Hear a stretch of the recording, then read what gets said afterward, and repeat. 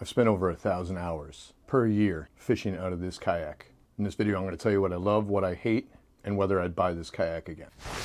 All right, so I've been in this kayak every week. I've spent 3 days, 16 hours a day for the last 5 years. So I've really put this kayak through its paces. This isn't a first impressions review of a kayak. I've seen a ton of these on this specific kayak. This is a long-term, real-world review of the Lure 11.5 in the V2 version with the pedal drive. Let's talk about the specifications, what's on it, length, width, all that stuff. The length of the 11.5 is going to be 11 feet 6 inches. The width on it, right in the middle where it's the widest, is going to be 34 inches. Weight without the seat or the drive in it is 87 pounds. The capacity of this kayak is 425 pounds. And okay, so why did I choose this model over a Hobie or Old Town? Why didn't I pick one of those? Price was a huge part. I don't have money, so I'm sure someone can relate to that. I knew it was going to be stable. I knew it was a step up from the Sun Dolphin I was already in. And the wheel was a big seller. The good, what holds up after 5 years?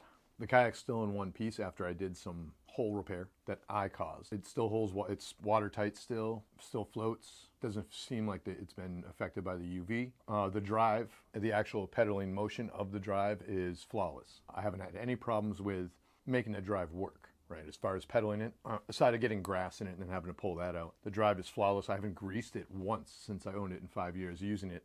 It's actually brake sanding, so the drive gets smoother as you break it in. So it's incredibly smooth right now. That's why I haven't even bothered fixing or greasing it. The plastic of the original kayak doesn't seem to be it doesn't get scratched very easy. I haven't had any deep grooves in it, aside of scratching the whole keel off. I've had a couple problems with the drive. Now we're gonna cut to some B-roll here. The knobs that lock the drive into the kayak when you're underway or when you're pedaling, there's supposed to be this little piece that holds it out, so it kind of turns and holds out the knob so you can pull the drive up and down, and then you turn the knobs and push it back in. Just these two little stoppers, and they kind of fit almost like a key into the hole. Those have ground off, and you can see it in this video. There's nothing there to hold the knob out. So now I have to hold the knobs out and pull the drive down with 2 fingers. My hands are stronger. That's the good thing. Standing and like the stability of this kayak hasn't gone down since I've owned it. Still just as stable. So the rudder, does it track well? Well enough. Better than it would without the rudder. If I didn't have the rudder on this thing would track badly.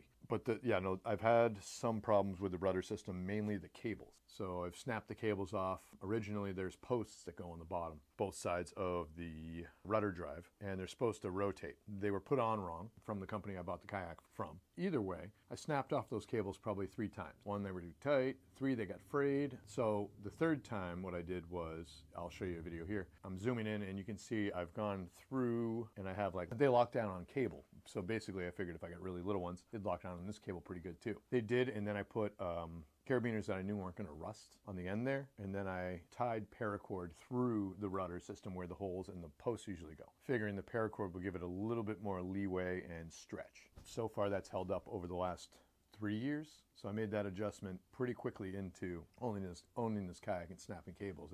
I got tired of trying to feed them through the kayak. That was kind of a bummer. So let's go on to storage features. So hatches. Well, let's go to another video. The front hatch is awesome. Totally accessible unless you have the pedal drive up, and that's what this looks like right here. So clearly this is a bad thing. The gear tracks. The gear tracks on this are subsidiary. So FeelFree, you can only put FeelFree items on the track unless you get track adapters. Not very cool.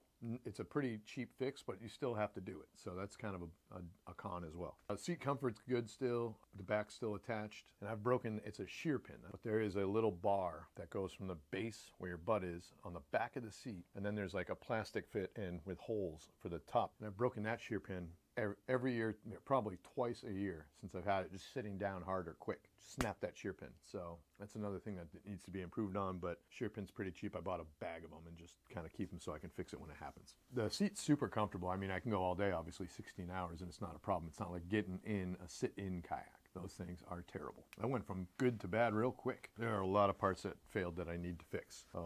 That part on the drive that, so here's a video. It's the part on the drive that kind of just keeps water from splashing up, but it broke off somehow. I don't know if it was on a rock. They said that whole lower unit would cost like 180 bucks. I'm like, does it make a difference in how it tracks? They're like, no. I'm like, don't care. The wheel in the keel, which was one of the reasons I bought it, has, just after years of loading it, like if you pull it out of your car and roll it underweight with your gear on it, it's going to mess that wheel up because it's nothing, it's all plastic pieces. So that wheel has too much travel, so it doesn't work anymore for me. The steering mechanism. Let's look at the 8-ball steering. So I snapped this piece completely off, and I have video of it right here.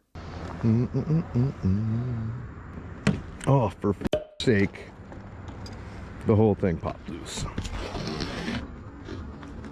So the way I fixed it is there's a plate that mounts, it mounts into the plate that's already on the kayak, but it was tack welded to the thing, so to the actual steering mechanism. So what I did was I looked at the steering mechanism on the bottom, and there's a couple holes. I basically put screws through it, and I drilled through that metal cap that only had 3 tack welds. So now I have 4 screws that are really small, holding it together, and then that bolts onto the metal that's on the kayak. And now it's much more rigid, but their original design of 3 tack welds was terrible. The nose, the keel. So when I was unloading this kayak, I'd unload it, and the back end of the kayak was always in the car with all the weight. And the nose was always sticking out. So I'd load it, and on the keel, unload it on pavement, sand, didn't matter what it was, grass. So I did that for almost 1.5 years, and then I noticed I was taking on water. And upon inspection, I realized I had to patch it. So I patched that up and then made that watertight. So that's not a problem anymore, but it's definitely something I had to fix. What else have I broke? Oh, the seat. Let's go to a clip of me breaking a seat. All right, I made it to where I wanted to go.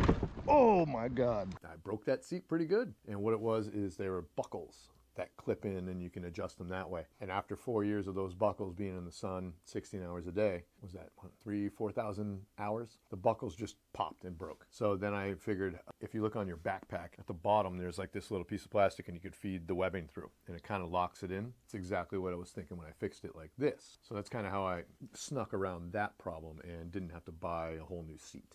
There's also the part that holds the drive in the front where you are. It's kind of where the stand-up paddle leash goes, which I don't use, but it's like a little, here, let me just show you. So basically that bent out multiple times. I had to find another screw with a knob and put it in there. It's not rust proof. The quick fix I did for it was I went and got a cam strap and just trimmed off a bunch of it. So basically I cam strapped that thing down, and that worked great for like 3 years. It's an easy fix if you have that break.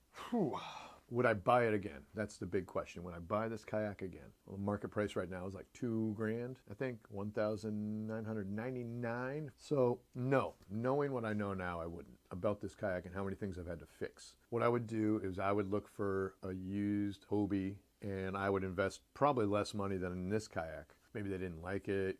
As long as it doesn't have holes and stuff like that, it should be all right. And the seat's fine. Just check all that stuff. Make sure it doesn't have any leaks or cracks. Even holes and cracks are fixable. Final verdict, would I buy this kayak? No. If you're considering the Lure 11.5, I'd think twice. Unless you're very handy and you can figure stuff out, and I'd say don't get frustrated, but I got very frustrated with a lot of these issues. Should I talk about maintenance to the extended life of this? No, I'm not, because everything kind of popped off when it was still new. So if you're thinking about buying a FeelFree Lure kayak, but actually I should talk about how heavy this thing is. If you have to paddle this thing, it's like a barge. It doesn't paddle well. If you don't have the rudder and you're paddling this thing, terrible. If you're not getting the pedal drive, do not buy this kayak. I hope this video helped out and helped you make an informed decision as to why I would not suggest the FeelFree Lure 11.5.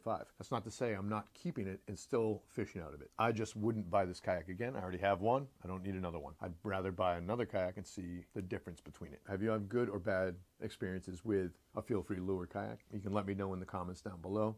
Don't forget to hit that like button and all that stuff. Thanks for watching this week. Make informed purchases.